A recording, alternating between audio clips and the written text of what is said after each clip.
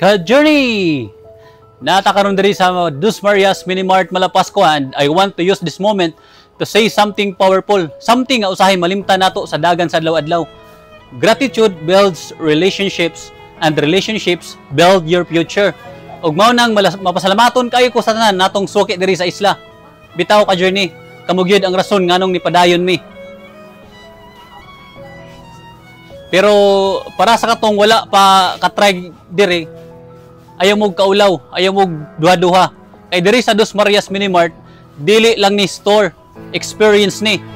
Pinakabarato sa isla, high quality ang produkto, friendly atong mga staff, walay hassle, walay libog, convenient kayo, mura ra kag niadtog comfort zone. Mura ni Gleason ni Jim Rohn ba? If you want a better life, start by going to places that make your life easier.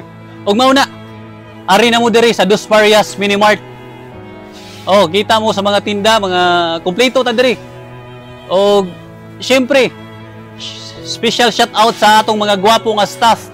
Kay bisan gikapoy og init sa isla, pirmi gihapon sila smile. Pirmi gihapon ready, murag walay problema pero daghan ra ba. Mga ka-journey, shout out po ninyong tanan. Kay kada comment ninyo, kada like, kada visit, mura mong nag-push sa among magpadayon gyud. Salamat ka-journey og kita-kits diri sa Dos Marias Minimart. Og ayaw kalimot, trabaho ta kay bawal tamad diri ah.